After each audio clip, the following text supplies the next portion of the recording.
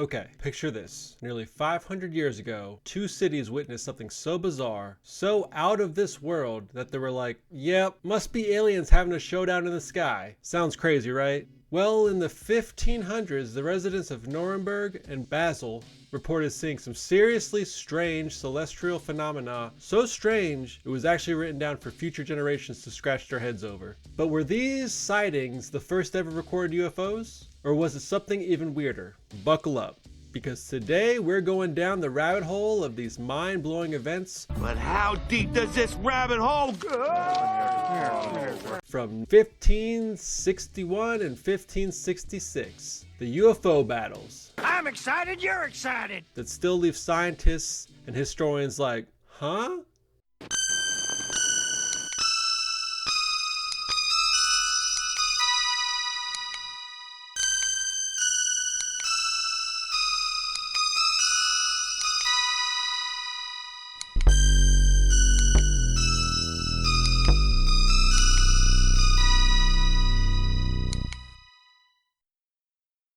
Alright, let's rewind to Nuremberg, Germany. It's April 14th, 1561, and everyone's just starting their day, probably still groggy from too much ale, Drunk. or whatever medieval Germans had for breakfast. But then, boom! The sky turns into an absolute circus. People look up and saw objects of every shape you can imagine. Spheres, cylinders, crosses, and even tubes. Like, who ordered the giant floating tubes? For nearly an hour, these things seemed to be having an epic mid-air brawl, crashing into each other like it was some kind of sky fight club. The first rule of Fight Club is you don't talk about Fight Club. Some objects plummeted to the ground, while others just disappeared into the sun like, I'm out of here! This was no small thing. People didn't just shrug it off like, hey, sky's weird today. No, it was so intense that Han Glasser, a local woodcutter, carved a whole broadsheet to show future generations, like, look at this wild stuff we saw. You can still see his woodcut with crosses, globes, and tubes scattered across the sky like a scene from a 16th century action movie. But seriously, what were they seeing? A celestial war? A message from the heavens? Or were aliens just testing out their newest intergalactical battle modes? UFO! UFO! Let's dig deeper. Some say it might have been a rare atmospheric phenomenon, but I don't know about you. Last time I saw clouds, they weren't trying to fight each other. Clouds. Strange clouds. Others think it could have been meteors or comets, but I've never seen a comet throwing punches before. And of course, there's a UFO theory. A real life UFO. Yep, some believe this could have been one of the earliest mass UFO sightings. But wait, it gets even weirder. Fast forward to Basel, Switzerland on August 7th, 1566. Once again, people wake up thinking it's going to be a normal day, and the sky's like, nah, how about some chaos instead? The sunrise reveals black spheres darting around, colliding with each other, and then vanishing and reappearing like a bad magician's trick. He's a magician.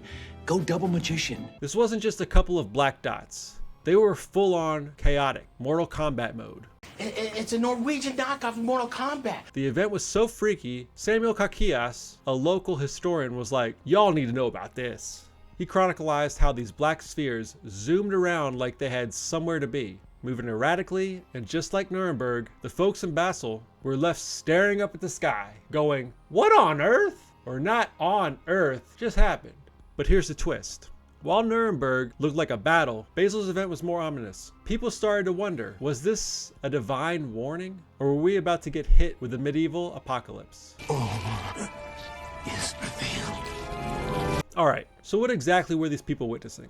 Let's take a crack at the possible explanations, because honestly, it could go in so many wild directions. One theory is that it was some weird astronomical phenomena like sundogs, which are basically optical illusions caused by sunlight hitting ice crystals in the sky. Sounds fancy, right? But here's the thing. Last I checked, sundogs don't play bumper cars in the sky.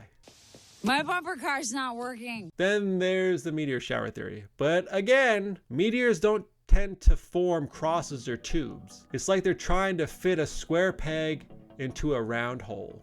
Theory 2, mass hysteria or religious visions. Madness, mass hysteria, delusion. Now back in the 1500s, Europe was going through some stuff. Stuff?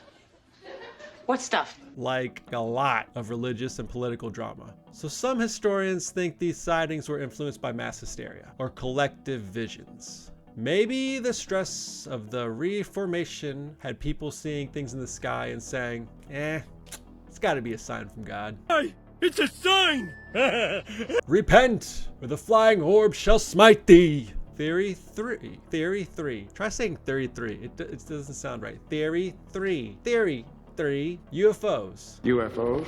Yes! So what if these weren't just celestial anomalies, but actual crafts from another world? The shapes and movement don't match anything natural, and people in the 1500s definitely didn't have sci-fi movies to inspire their descriptions.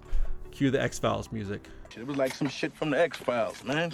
Now, picture yourself in 1561 or 1566, standing there, looking up at the sky, seeing this wild battle unfold between strange unknown objects. No satellites, no planes, just raw confusion.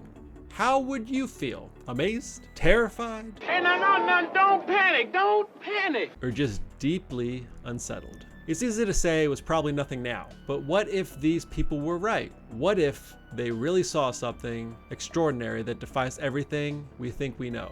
That's the kicker. We'll probably never know, but man, isn't that mystery just juicy? So there you have it, the unexplained events over Nuremberg and Basel. Whether they were caused by natural phenomena, religious visions, or UFOs, one thing's for sure, they left an impression on everyone who witnessed them. But now it's your turn. What do you think? Were these just misinterpreted celestial events? Or were these people really onto something? Drop your theories in the comments below. And hey, if you love stories that leave you scratching your head like this one, don't forget to hit that subscribe button and turn on notifications. Thanks for watching. Stay weird, stay curious, and never stop questioning the unknown. I'll see you in the next one.